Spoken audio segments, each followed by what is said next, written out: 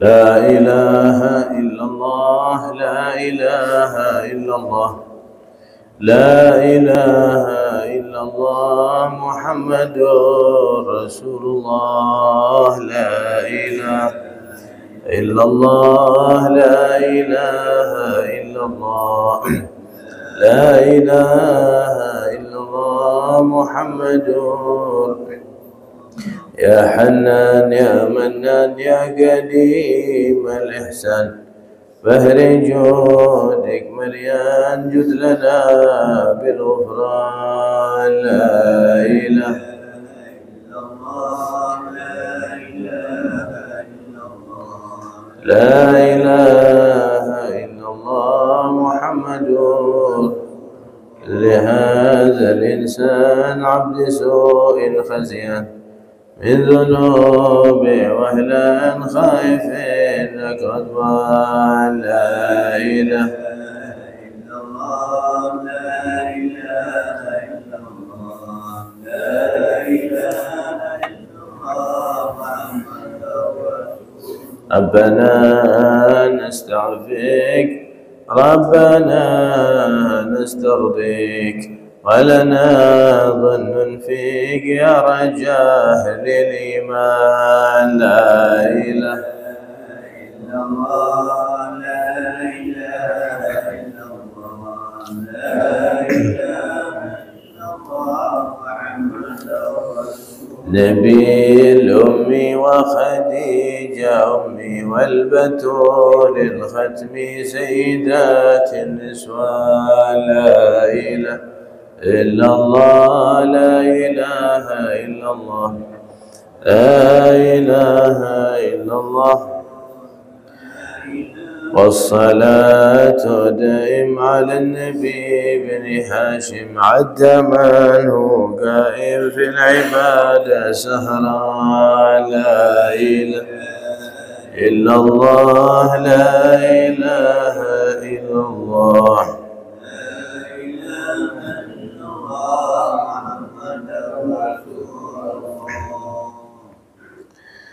بسم الله الرحمن الرحيم نويت التعلم والتعليم والنفع والانتفاع تذكر والتذكير والإفادة والاستفادة والحث على التمسك بكتاب الله وسنة رسول الله والدعوة إلى الهدى والدلالة على الخير ابتغاء وجه الله مرضاته وقربه وثوابه اللهم صل على سيدنا محمد الفاتح لما أغلق والخاتم لما سبق ناصر الحق بالحق والهادي إلى صراطك المستقيم وعلى آله وصحبه حق قدره ومقداره العظيم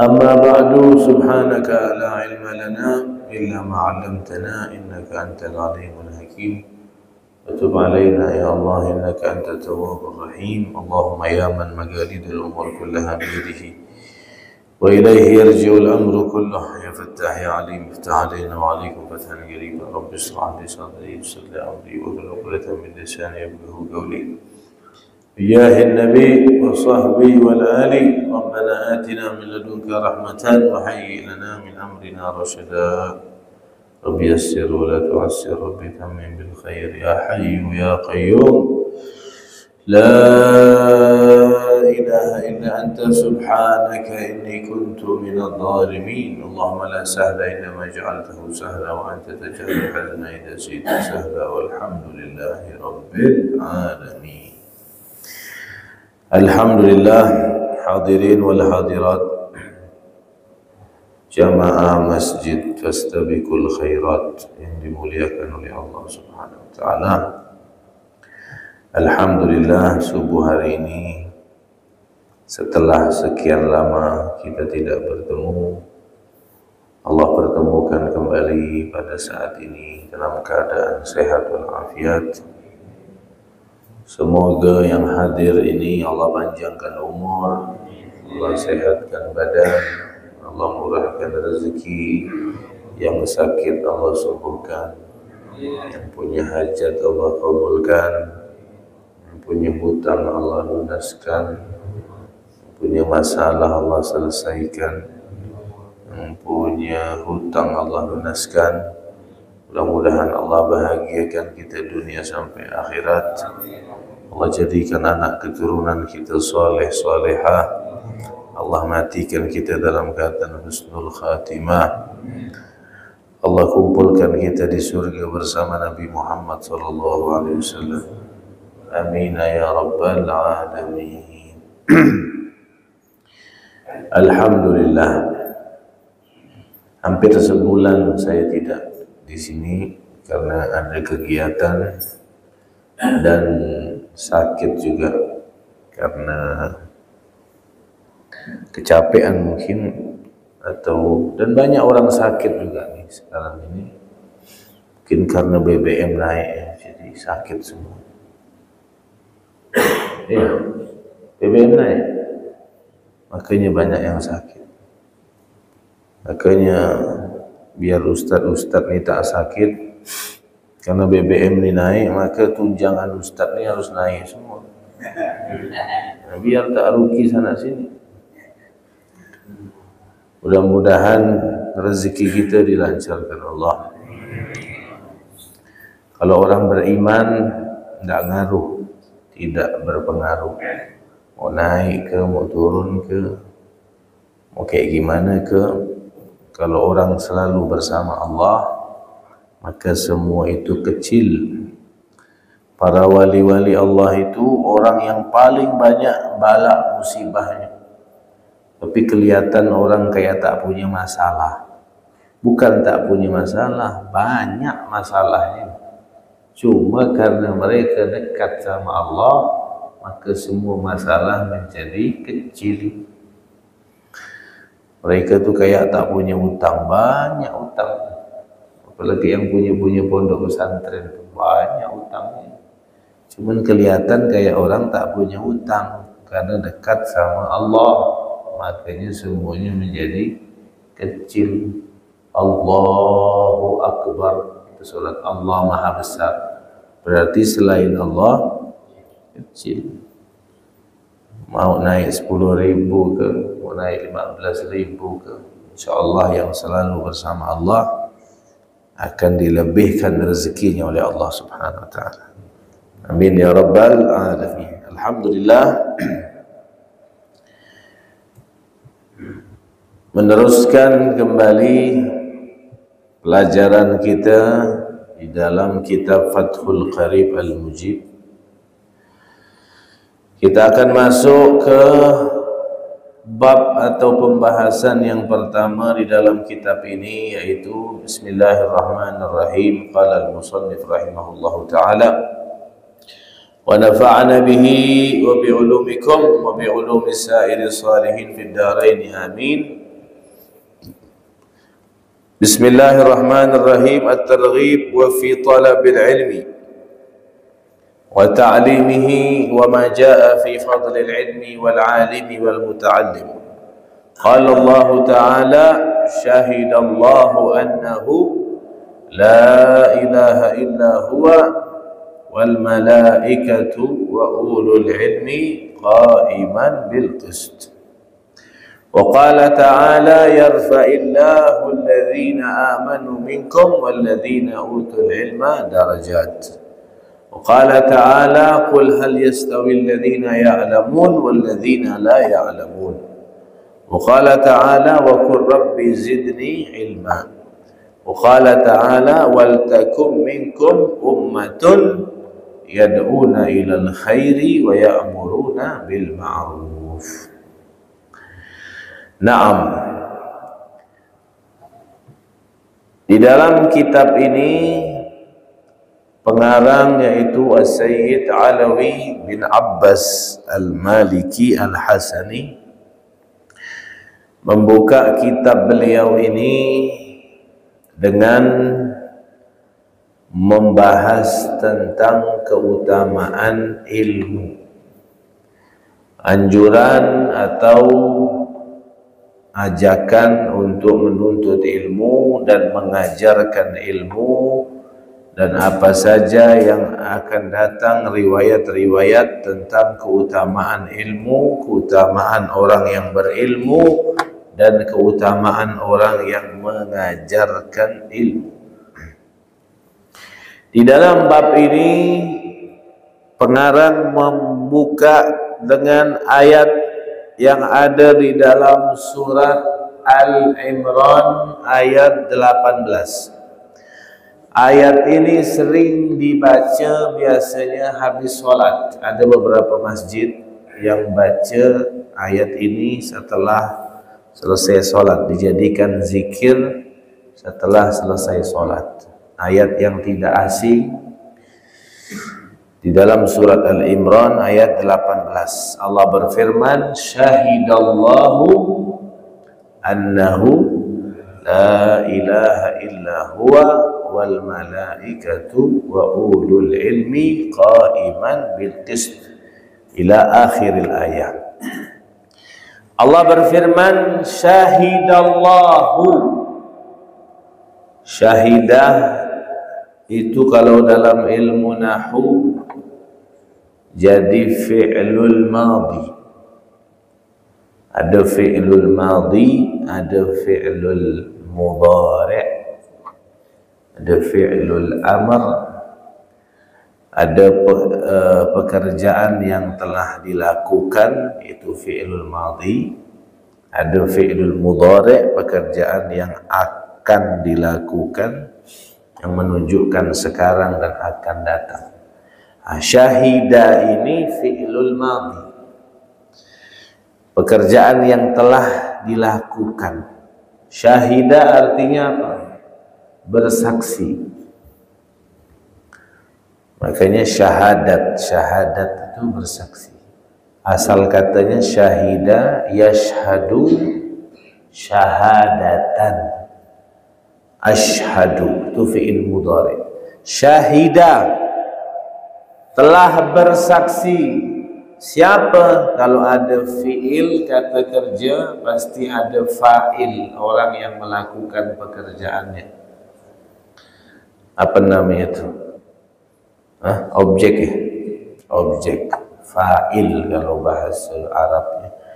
Syahidallahu, telah bersaksi. Siapa? Allah. Apa persaksiannya? Annahu, bahwasanya la ilaha, tidak ada Tuhan illa, kecuali huwa, dia. Jadi persaksian pertama atas ketuhanan Allah yaitu persaksian Allah sendiri.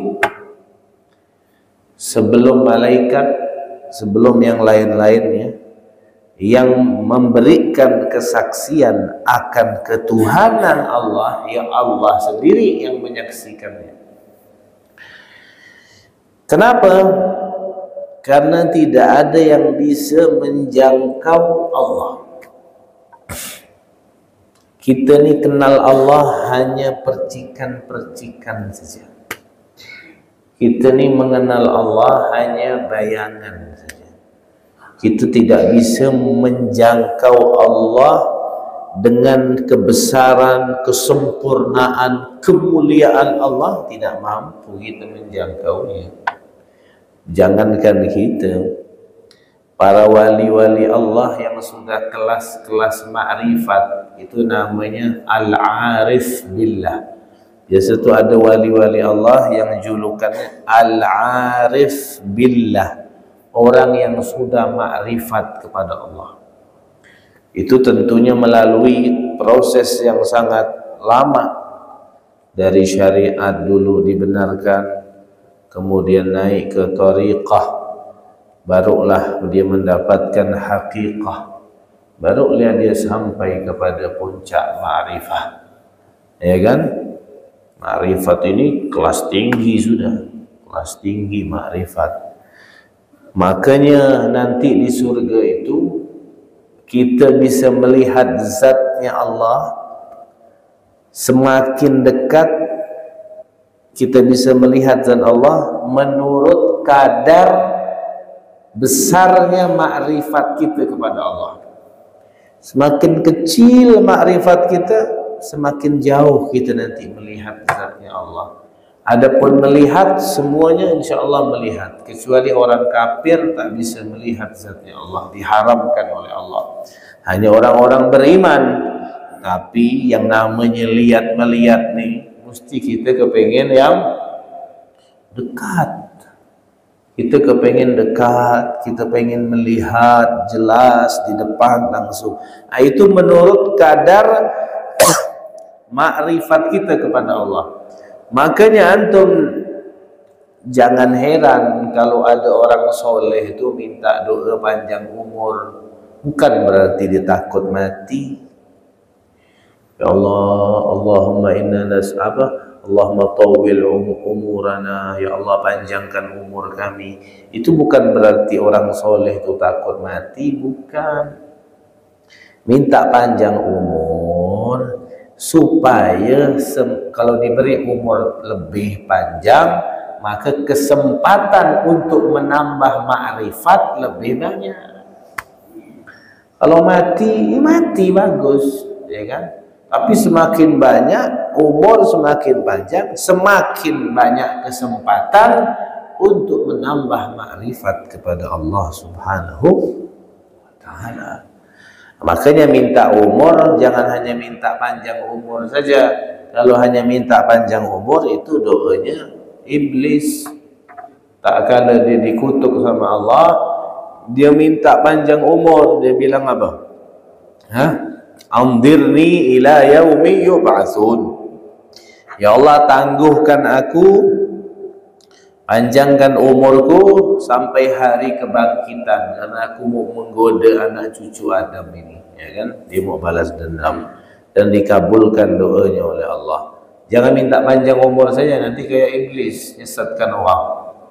Minta, ya Allah panjang umur fi ta'atillah, di dalam taat kepada Allah. Atau minta, Allahumma inna nas'aluka barakatal umur, ya Allah minta keberkahan umur.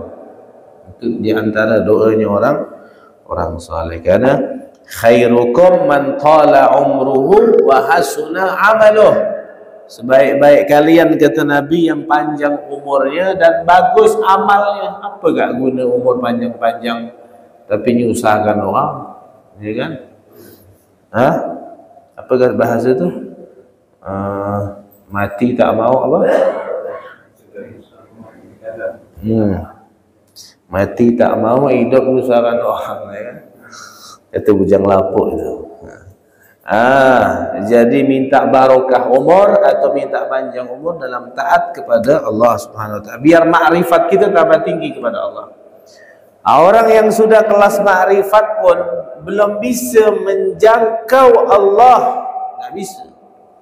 Dalam ilmu tauhid itu dikatakan, wa ma khatara bi balika fallahu laysa kadzalika, wa ma khatara bi balik Allahu laisa kadzalik. Apa yang terlintas di hati kita, Allah tidak seperti itu. Di atas itu semuanya, tidak ada yang bisa menjangkau Allah kecuali Allah sendiri. Tidak ada yang tahu kemuliaan Allah kecuali Allah. Makanya persaksian pertama atas ketuhanan Allah, yaitu persaksian Allah sendiri. Syahidallahu annahu la ilaha illa huwa. Jadi Allah ini maha tinggi, maha mulia, maha besar, maha segala-galanya. Tapi walaupun Allah ini tinggi, besar, yang susah untuk kita jangkau, tapi Allah menjangkau kita nih. Bagaimana Allah menjangkau kita? Di saat kita membaca Al-Quran. Maka orang yang baca Quran seakan-akan dia telah berbicara dengan Allah. Kita kalau udah levelnya tinggi, tak mungkin kita mau berbicara dengan yang level rendah itu. Contoh manajer di dalam satu perusahaan atau petinggi di satu perusahaan, dia di lantai 15 sana. Tak mungkin dia ngomong sama tukang parkir di bawah, kejauhan. Nanti asistennya yang ngomong, mandor atau siapa ke namanya, itu yang ngomong sama orang-orang yang di bawah, kelas-kelas bawah. Tak levelnya di atas, lain tingkatnya tinggi, tak mau dia.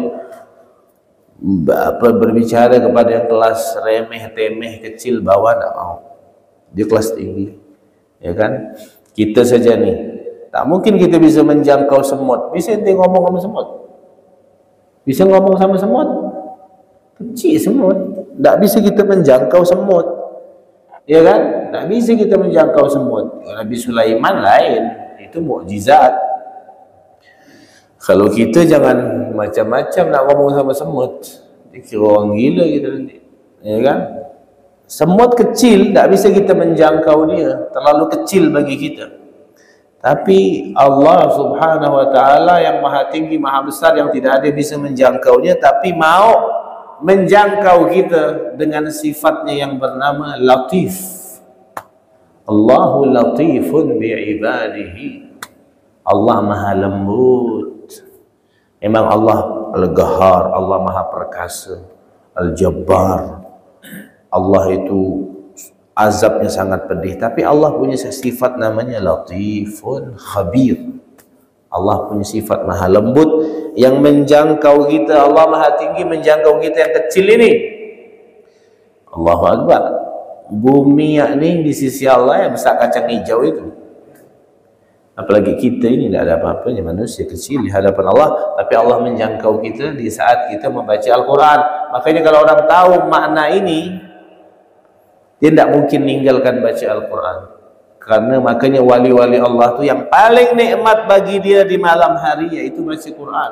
Karena dia sedang berdialog dengan kekasihnya Allah Subhanahu. Masya Allah, gampang kita kalau mau berdialog sama Allah, buka Al-Quran, baca Quran. Kita sedang berbicara kepada Allah Subhanahu. Setelah persaksian Allah, siapa lagi orang yang memberikan persaksian atas ketuhanan Allah? Yang kedua adalah wal malaikatu, malaikat. Malaikat itu bahasa Arabnya al malaku, malak, ya kan? Jamaknya malaikah, banyak malaikat. Memang malaikat jumlahnya banyak. Yang 10 itu yang kita wajib tahu saja. Selebih dari itu banyak malaikat, tak terhitung jumlahnya. Kenapa malaikat dipilih sama Allah untuk memberikan persaksian atas ketuhanan Allah? Karena malaikat adalah makhluk yang untuk ma'rifatnya kepada Allah itu lebih enak. Kenapa? Karena dia tak punya nafsu. Dia tak punya nafsu. La akla wala syurba wala nauma lahum. Malaikat tak makan, malaikat tak minum, malaikat tak tidur. Malaikat tak punya syahwat. Dari awal diciptakan suruh ibadah, ibadah terus sampai hari kiamat.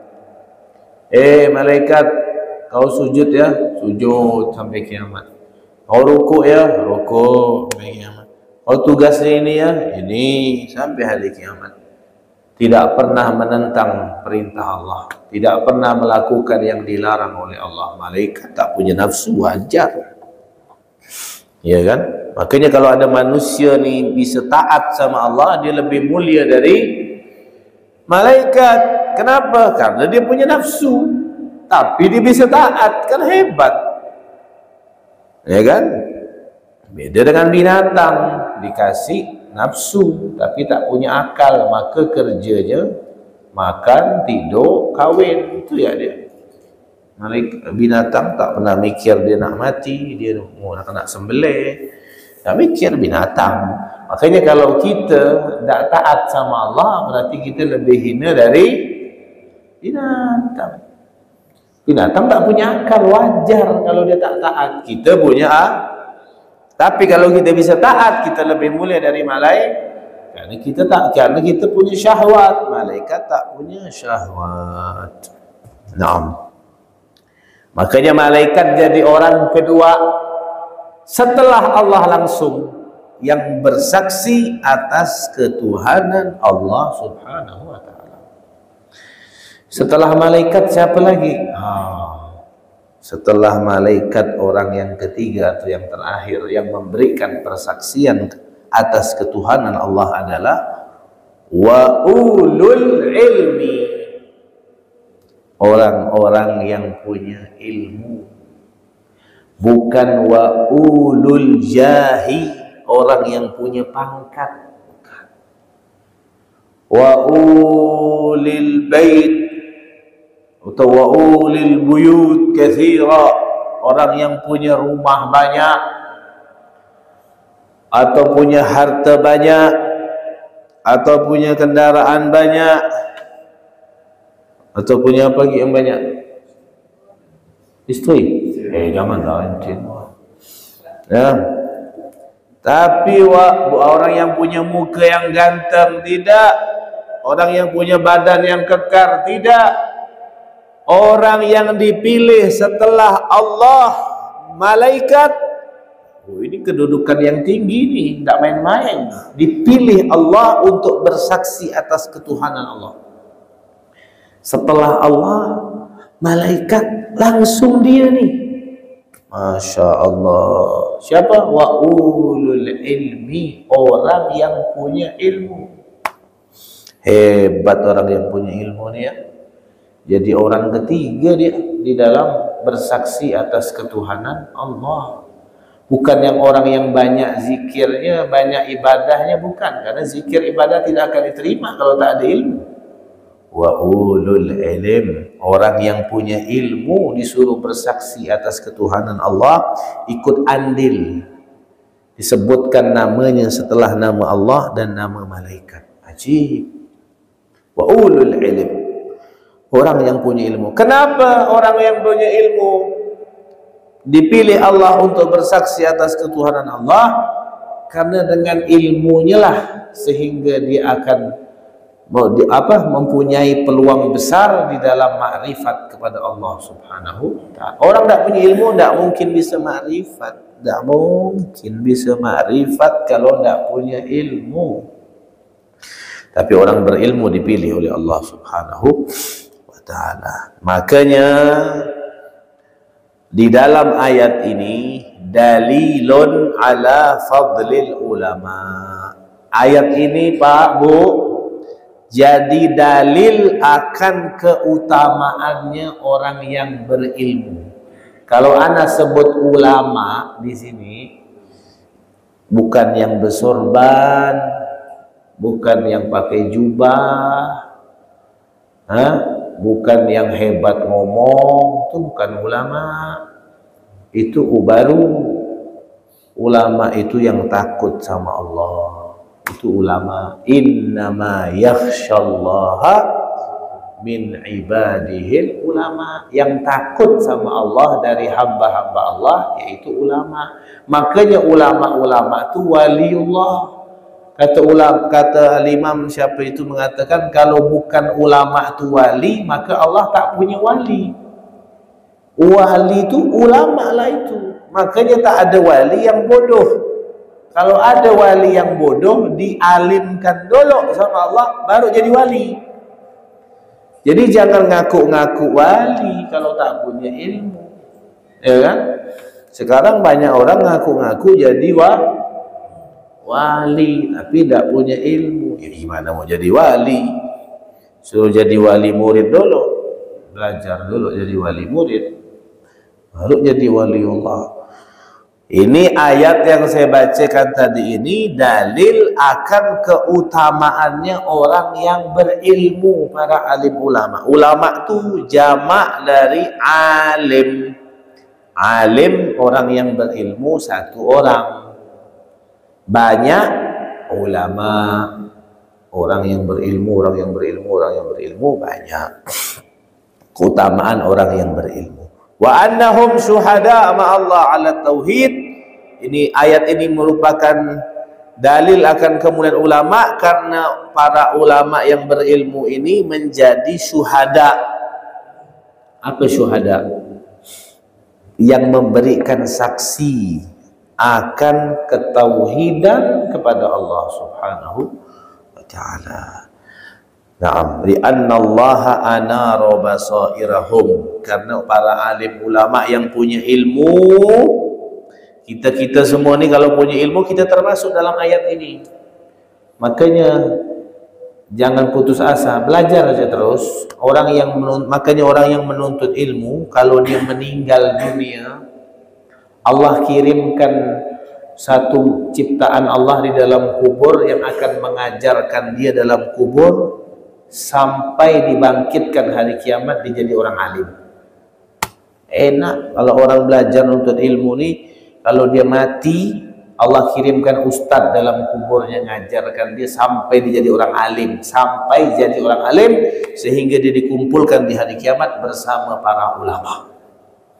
Makanya hadirnya kita di majlis ini, kita niatkan kalaupun kita mati, Masya Allah, kemarin saya lihat video beberapa hari yang lalu ini, ada ibu-ibu baca Al-Quran, tuh lihat, yamutul mar'u ala ma'asha alaih, orang tu mati tergantung hidupnya. Kalau hidupnya sering baca Quran di majlis, 20 tahun tuh ibu tuh hadir di majlis itu, tukang baca Quran, meninggal di saat baca Quran, pas kalimat tauhid juga dibaca, luar biasa. Kita iri lihat kayak gitu Pak. Kita jangan iri nengok orang tuh hidupnya mewah, jabatan tinggi, jangan. Itu tak perlu diirikan. Iri itu boleh di dalam dua hal saja. Itu pun bukan iri namanya ghibtah. Ghibtah itu kepengen seperti dia, tapi tidak menghilangkan nikmat dia. Kalau iri itu menghilangkan nikmat orang, itu iri namanya ghibtah. Dalam dua hal saja boleh kita ghibtah. Yang pertama, kepada orang yang diberikan harta oleh Allah tapi dia gunakan hartanya di jalan Allah, boleh kita iri sama dia. Yang kedua, orang yang diberikan ilmu sama Allah, itu boleh kita iri sama dia, karena ilmu adalah warisan Nabi Muhammad sallallahu alaihi wasallam. Sayyid Muhammad bin Alwi Al-Maliki, seorang ulama besar di Mekah, mungkin di rumah-rumah kita ada foto beliau. Kiai-kiai semua di Jawa, di Madura itu murid-murid beliau semua. Profesor Dr. Sayyid Muhammad, anak dari pengarang kitab kita, anak dari pengarang kitab. Ini nama yang ngarang ini Sayyid Alwi Al-Maliki. Ini Muhammad bin Alwi Al-Maliki yang ada di Mekah. Sekarang anak beliau Sayyid Ahmad Al-Maliki, kalau antum umroh, sempatkan waktu ziarah ke rumah beliau di daerah Rusyaifah, ziarah ke sana. Nah, Sayyid Muhammad Al-Maliki itu sebelum dia meninggal dunia, dia bilang ke anak dan istrinya, dia bilang, istriku, anak-anakku, permintaan saya satu saja sama Allah. Apa bah? Ana minta mudah-mudahan dimatikan Allah di saat ngajar dan di depan santri-santri. Ana tidak mau mati depan kau, tak mau. Dia tidak mau mati depan istrinya, dia tidak mau mati depan anak-anaknya, dia mau mati di majelis dia lagi ngajar di depan santri-santrinya. Santri-santrinya pertama di Indonesia yang kemarin meninggal, Kiai Mahfud. Itu dapat kabar tak? Yang istrinya mati dapat berapa jam Kiai Mahfud meninggal. Yang dulu katanya yang punya Wong Solo itu Kiai Mahfud di mana, daerah mana ya? Daerah mana itu? Pacet apa? Di Jawa pokoknya. Istrinya meninggal dapat 30 jam Kiai Mahfud. Itu kiai besar di Jawa, pondoknya luar biasa. Itu murid Sayyid Muhammad Al-Maliki. Kiai Ihya Ulumuddin, habaib-habaib lebih banyak lagi di Jakarta, di Jawa itu murid-murid beliau. Di Madura itu kiai-kiai Madura besar-besar itu murid Sayyid Muhammad Al-Maliki semua. Itu Sayyid Muhammad Al-Maliki bilang, ana tidak mau mati di rumah, tidak mau mati sama ente, tidak mau mati sama anak-anak, ana pengen mati di majlis lagi ngajar hadis di depan santri-santri. Karena beliau tahu hadis. Beliau yang udah alimnya seperti itu, sampai profesor pun dikasih sama pemerintah di sana. Nggak nyari profesor, diberikan titel profesor itu. Ahli hadis, muhaddisul haramain. Bahkan Habib Umar, anak punya guru juga, banyak mengambil ijazah sanad hadis kepada beliau. Sayyid Muhammad Al-Maliki ini, dia tahu hadis, kalau orang meninggal di majlis, nanti di dalam kubur Allah kirimkan orang ngajarkan dia ilmu sampai dia dibangkitkan di hari kiamat menjadi ulama, padahal dia udah jadi ulama di dunia. Kita yang masih baru ini, mudah-mudahan siap nak mati di majelis ini? Sekarang mau? Hari ini mau? Pikir-pikir kalau, ya kan? Pikir-pikir kalau. Pokoknya kita minta mudah-mudahan mati dalam keadaan husnul khatimah, di hari yang baik, di saat yang baik, dalam keadaan terbaik, dihadiri oleh orang-orang yang baik, insya Allah. Amin ya rabbal. Naam. Ulama-ulama yang jadi saksi ini tentunya Allah sudah beri cahaya basirah mereka, mata hati mereka, sehingga mereka mempunyai sifat yang sifat ini adalah sifat yang paling agung di antara semua sifat-sifat yang mulia, yaitu al-ikhlas, ikhlas. Ya kan? Sehingga mereka dipilih sebagai orang diletakkan di posisi nomor 3, ikut bersaksi atas ketuhanan Allah Subhanahu wa ta'ala. Nah, itulah ayat pertama yang menjelaskan tentang keutamaan orang-orang yang punya ilmu. Dia dipilih sebagai saksi atas ketuhanan Allah Subhanahu wa ta'ala. Nah, kemudian ayat yang kedua, wa qala ta'ala. Udah isyraq belum nih? Belum ya? Yarfa'illahu alladhina amanu minkum walladhina utul ilma darajat. Allah mengangkat. Di sini pakai fi'il mudhari. Kalau tadi fi'il madhi, sekarang fi'il mudhari. Fi'il mudhari itu sekarang dan akan datang. Artinya terus-terusan sampai hari kiamat. Allah mengangkat. Yarfa'illah, Allah mengangkat. Seperti dalam ayat innallaha wa malaikatahu yusallun. Nah, itu fi'il mudhari juga. Allah dan malaikat bersolawat sekarang dan sampai hari kiamat. Yarfa'illahu, Allah mengangkat. Siapa yang Allah angkat ini? Alladzina amanu, orang-orang yang beriman. Syaratnya harus beriman dulu. Minkum, dari kalian, walladzina utul ilmah, dan orang-orang yang punya ilmu. Berapa banyak derajat yang diangkat? Di situ pakai kalimat darajat, derajat. Kata Ibn Abbas mengatakan, menafsirkan ayat ini, karena Ibn Abbas ini termasuk orang yang paling hebat menafsirkan Quran. Makanya dia digelar turjumanil Quran. Turjumanil Quran. Antum kalau pergi haji atau umrah di sana tuh, di daerah Taif kalau tidak salah tuh, ada gerbang Abdullah bin Abbas. Itu seorang yang dapat doa dari Nabi Muhammad SAW, dikasih kehebatan di dalam menafsirkan Al-Quran. Sepupu Nabi Muhammad SAW. Dia bilang apa? Allah mengangkat derajatnya orang berilmu. Berapa derajat? Dikatakan di situ 700 darajat. 700 derajat. Orang yang punya ilmu dengan orang yang tak punya ilmu. 700 derajat. 700 derajat itu gimana ukurannya? Maka dijelaskan lagi sama Ibn Abbas, ma baina darajatin masiratu khamsumi'ati am. 700 derajat. Antara satu derajat dengan derajat berikutnya itu seperti perjalanan 500 tahun. 500 tahun perjalanan tuh bisa keliling dunia enggak? Kalau jalan kaki itu udah kemana dah Pak Asep tuh? Ini jamaah Fastabiqul Khairatnya, anda lihat lagi suka jalan-jalan nih kayaknya. Anda lihat statusnya Pak Asep nih, Masya Allah. Solid semua ini, pakai jaket Fastabiqul Khairat semua. Anda tak dapat ke jaket itu tuh. Kalau jalan tuh udah kemana tuh 500 tahun. Itu antara satu derajat ke derajat berikutnya. Ini ada 700 derajat. Nah berarti kalikan sendiri 500 tahun kali 700. Itu derajatnya orang yang punya ilmu dengan yang tak punya ilmu. Jauh. Satu derajat saja bedanya sudah jauh. Apalagi 700 derajat.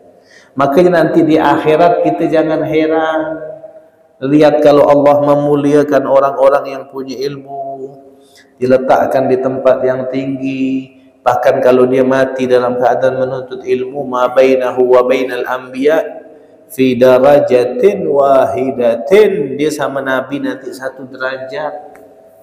Kenapa? Karena dia menuntut warisannya, mencari warisan, memiliki warisannya Nabi Muhammad sallallahu alaihi wasallam. Maka dia mendapat keuntungan yang besar. Tuh 700 derajat orang yang punya ilmu. Maka di lain ayat Allah menguatkan lagi, "Qul, katakanlah ya Muhammad, hal yastawil ladzina ya'lamuna wal ladzina la ya'lamun?" Apakah sama orang yang punya ilmu dengan orang yang tak punya ilmu? Beda. Kayu gahru sama kayu papan tuh untuk orang bikin apa? Bikin tiang apa namanya? Hah? Kayu cocok tu sama tak sama kayu gahru? Itu. Kayu gahru tu mahal, Pak. Kayu cerocok berapa paling? Sama-sama kayu, tapi beda nilainya. Kualitasnya beda. Orang berilmu dengan tak punya ilmu beda, Pak. Di dunia beda, akhirat pun lebih jauh lagi. Ya kan? Orang-orang punya ilmu itu dimuliakan oleh Allah Subhanahu wa taala. Jadi kalau orang, makanya kita jangan takut masukkan anak kita ke pendidikan agama, jangan takut tak dapat ijazah, takut tak makan, takut tak kerja, takut pengangguran. Enggak, justru mereka Allah selamatkan. Justru mereka rezekinya Allah tanggung. Tak perlu mikir-mikir lagi. Dimuliakan oleh Allah Subhanahu wa taala, di mana-mana dia akan hidup karena dia punya ilmu. Nah, makanya Nabi Muhammad SAW diminta disuruh minta berdoa, minta tambahan, hanya minta tambahan ilmu. Wa qur rabbi zidni ilma.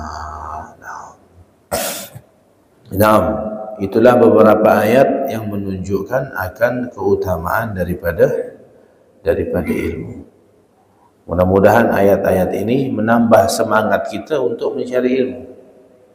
Pertama, kita termasuk, kalau kita punya ilmu, kita menjadi saksi atas ketuhanan Allah. Satu kemuliaan, kita digandingkan nama kita setelah nama Allah dan nama malaikat.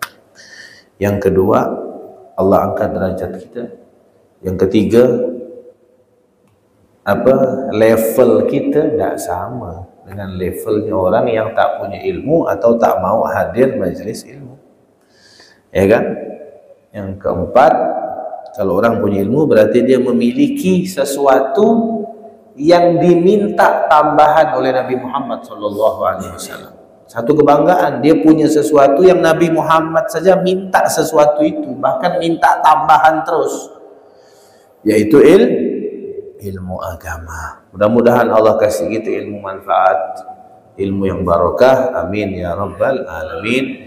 Kita tutup sampai di sini. Nanti minggu depan baru masuk ke hadis-hadis. Jadi setiap bab ini ada ayat, ada hadis, ada ayat, ada hadis, dan banyak tema-tema di dalam kitab ini. Wallahu a'lam bishawab. Yang mau bertanya satu orang saja. Waalaikumsalam warahmatullahi wabarakatuh.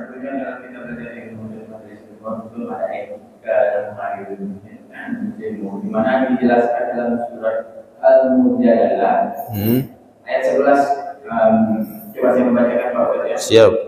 Wahai orang-orang yang beriman, apabila dikatakan kepadamu, berilah kelapangan di dalam majelis-majelis, maka lapangkanlah niscaya Allah akan berikan kelapangan untukmu. Dan apabila dikatakan berilah kamu, maka berdirilah, niscaya Allah akan mengangkat derajat orang-orang yang beriman di antaramu, dan orang-orang yang diberikan ilmu bertambah derajat, dan Allah Maha Teliti terhadap apa yang kamu kerjakan. Saya tanyakan Ustaz, hakikat atau maknawi dari surat ini bagaimana Ustaz? Yang kedua yaitu pertanyaannya Ustaz, bagaimana keutamaan orang yang mengajarkan ilmu kepada orang lain? Bagaimana keutamaan orang yang mengajarkan ilmunya kepada orang lain. Yang ketiga, bagaimana orang yang rajin belajar ilmu tapi dia pelit medit dalam mengajarkan ilmunya kepada orang lain. Contohnya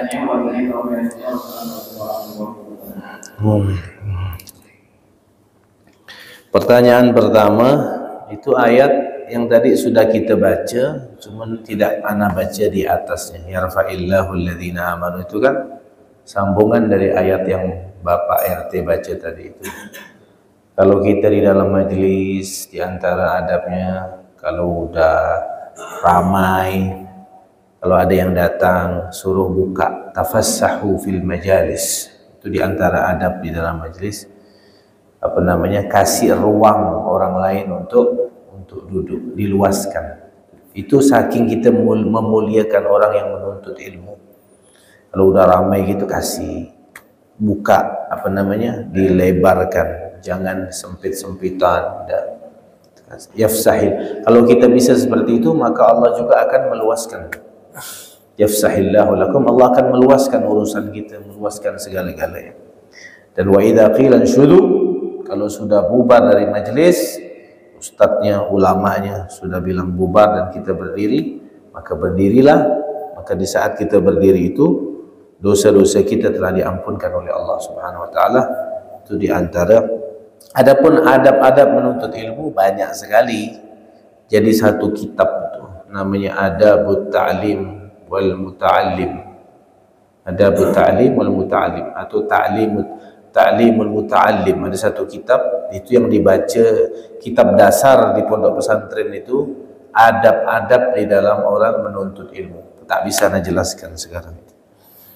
Nah, banyak adab-adabnya. Di antaranya adab menuntut ilmu seperti duduk itu harus berjarak minimal 1 tombak begitu antara murid dengan guru, tak boleh dekat-dekat. Banyaklah adab-adab menuntut ilmu. Ya, mungkin bisa disebutkan nanti, mungkin di sini nanti ada sekalian nanti kita bahas. Yang kedua tadi itu apa pertanyaan Pak RT? Bagaimana keutamaan orang yang enggak, itu yang ketiga itu. Yang kedua. Yang kedua, bagaimana orang rajin belajar ilmu. Ya, betul. Orang yang belajar ilmu tapi pelit, itu diancam sama Nabi Muhammad SAW. Man katama ilman aljamallahu bilijamin yaumal qiyamah. Barang siapa yang punya ilmu kemudian menutup ilmunya, tak mau disampaikan, maka dia akan dirajam nanti di hari kiamat. Itu ancaman dari Nabi. Sebenarnya ilmu itu makin disampai. Itulah bedanya ilmu sama harta. Harta kalau dikeluarkan habis. Kalau ilmu tambah ente keluarkan, tambah banyak tuh ilmu. Ana nih kalau tak ngajar, mungkin ana malas mau baca kitab ini. Gara-gara ana ngajar, yang tak tahu pun ana jadi tahu. Ya kan? Diajarkan ilmu itu memang untuk diajarkan, diamalkan dan diajarkan. Apalagi orang nanya dan kita tahu, nah boleh kita tak jawab, harus kita jawab. Ya kan? Cuman ada beberapa ilmu yang memang tidak boleh disampaikan di awam, itu ada ilmu-ilmunya, ya kan? Tapi kalau sekedar masalah syariat, kalau kita tahu wajib kita mengajarkan. Kalau kita tutup-tutupi, dapat ancaman dari Nabi Muhammad SAW, akan dirajam nanti di hari kiamat. Yang ketiga tadi, keutamaan orang yang mengajar sangat besar sekali. Di antaranya satu hadis saja. Semua yang ada di daratan dan bahkan hitanul bahar, semua binatang yang ada di lautan, semuanya beristighfar, mintakan ampun kepada Allah bagi orang-orang yang mengajarkan manusia ilmu-ilmu kebaikan. Jadi orang yang mengajar tidak harus ustadz. Nah, tadi memang kalau ngajarnya harus yang punya ilmu ya. Bedakan dakwah sama ngajar. Kalau dakwah semuanya wajib berdakwah, ngajak orang. Dakwah tuh ngajak namanya. Tak harus punya ilmu, minimal ngajak anak istri itu lingkup kecil itu ya, dakwah. Tapi kalau ngajar memang harus punya ilmu. Ya, sesuai ilmu yang dia paham, yang dia pelajari, dia ajarkan, maka semua makhluk Allah yang ada di daratan, yang ada di lautan, semuanya beristighfar kepada dia 24 jam. Enak ya. Kita tidur misalkan, habis dari ngajar, semua binatang-binatang jumlah yang ada di laut tuh lebih banyak dari yang di darat. Ikan-ikan tuh semua, ikan kembung, ikan tenggiri, ikan tongkol tuh semuanya istighfar sama kita. Hah? Ikan lele, semua ikan paus, buaya darat, buaya laut tuh semuanya ikut beristighfar, mintakan ampun kepada Allah untuk orang yang limuallimin nasal khair, untuk orang yang mengajarkan manusia kebaikan. Makanya antum balik dari majlis dapat ilmu, ajarkan. Misal istri tak hadir, ajarkan istri, ajarkan anak. Di warung kopi bisa sikit-sikit ngomong sama kawan-kawan, antum dapat fadilah itu. Diistighfarkan semua makhluk yang ada di itu. Baru satu hadis, banyak hadis-hadis yang lain yang menunjukkan keutamaan orang yang mengajarkan ilmu agama, karena dia ikut andil di dalam menyebarkan warisan Nabi Muhammad SAW, dan yang pastinya dia mendapatkan kecintaan Nabi Muhammad SAW.